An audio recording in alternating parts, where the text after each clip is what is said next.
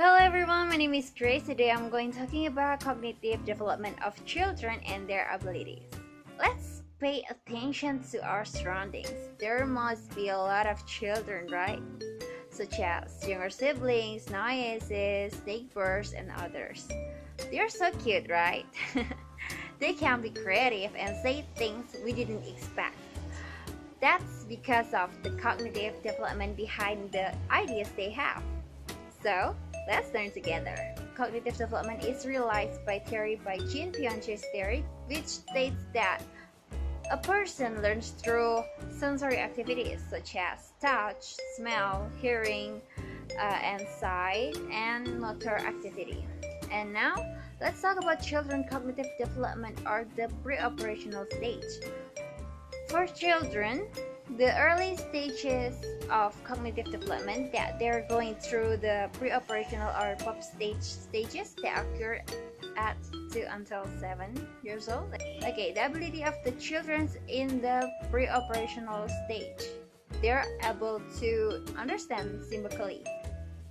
For example, he saw a red logo with a picture of a grandfather, and he already knew that it was the logo of his favorite restaurant. From the existing clues, he can already decide and imagine what place it is, and even if only from the symbol. Okay, the second one is understand the concept of identity. For example, a teacher comes to the classroom wearing princess costume, and this child can understand that it is the teacher, not a real princess.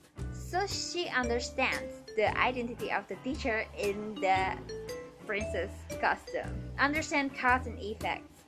For example, he saw a ball rolling towards him. He could understand that there must be someone who kicked this ball from there.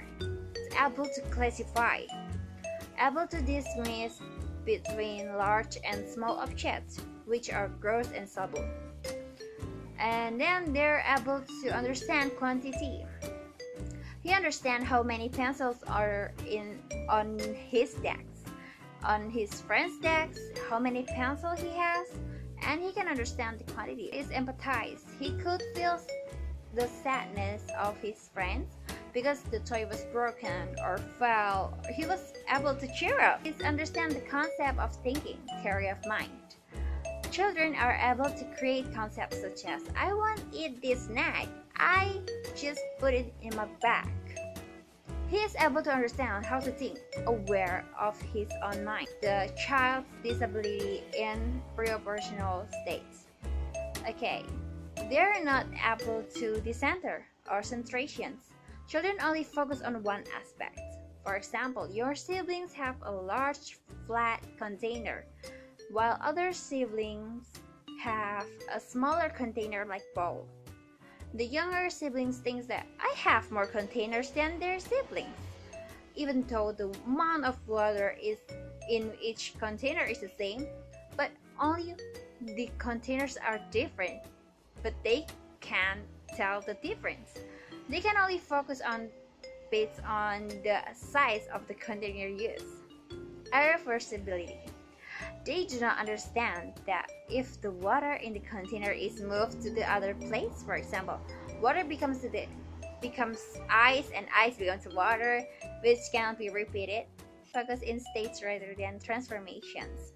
As in the case of the container earlier, they only focus on the size of the water, but they do not understand the existence of transformations of the difference in glasses and that have a different shapes even though they are filled with the same amount of water.